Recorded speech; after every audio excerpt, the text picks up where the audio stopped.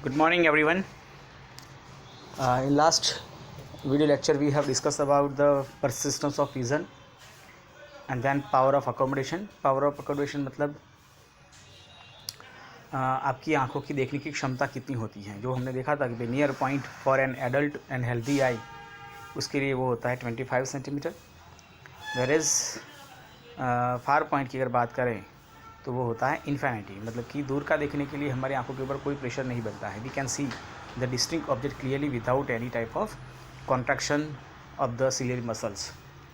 तो दूर का देखने का जो एडल्ट का अगर फार पॉइंट पूछे तो वो होता है infinite. You can see the stars easily because the light coming from the stars which are from the infinite distance. Okay, तो वहाँ पर आपकी आंखों को कोई प्रॉब्लम होता नहीं है। लेकिन अगर पास का देखना है तो हमारे लेंस को थिक होना पड़ता है।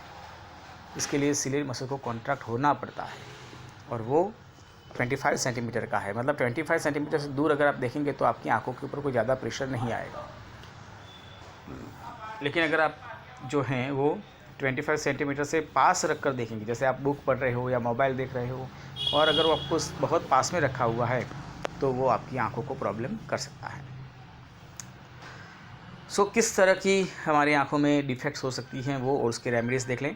तो defects of the vision and their correction. तो अलग अलग तरह के हमारे पास डिफेक्ट्स हैं, जैसे कि एक हैं कैटरेक्ट। कैटरेक्ट मतलब मोतियाबिंद जिसको हम बोलते हैं। So the image can not be seen distinctly because eye lens become milky and cloudy.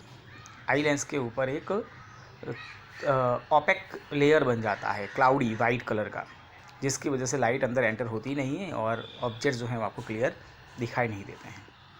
This condition is known as cataract and it can cause complete और पार्शियल लॉस ऑफ विज़न। तो अगर उसको समय से उस कैटरेक्ट को remove नहीं करवाया, बाय ऑपरेशन रिमूव होता है ये, और नहीं करवाया तो there will be possibilities of complete loss of vision. मतलब आँखों की देखने की क्षमता कंप्लीट हो जाती है, मतलब ख़त्म हो जाती है, वो बंदा देख नहीं पाएगा। तो इसको रिमूव करवाने के लिए ऑपरेशन थ्रू हम इसको रिमूव करवा सकते हैं। Then after myopia which is also known as near sightedness. Myopia या तो नियर साइटेडनेस जो होता है उसमें बंदा जो है वो पास का तो क्लियरली देख सकता है, लेकिन डिस्टिंक्ट ऑब्जेक्ट, दूर के ऑब्जेक्ट देखने में उनको प्रॉब्लम होते हैं। So a person can see near by object clearly but can not see the distinct object distinctly. मतलब जो दूर के ऑब्जेक्ट होते हैं उनको देखने में प्रॉब्लम होते हैं। पास का अगर पढ़ना है तो वो इजीली देख पाएंगे, उसमें प्रॉब्लम नहीं होगा। तो ये क्यों होता है, उसका होने का रीज़न्स क्या है? तो दो रीज़न हो सकते हैं। एक कि लेंस जो है वो जितना थिन होना चाहिए वो होता नहीं है, मतलब लेंस थिक ही रह जाता है। तो इन केस के इस ऐसे केस के अंदर जो रेज़ हैं वो रेटिना के आगे कन्वर्ज हो जाते हैं।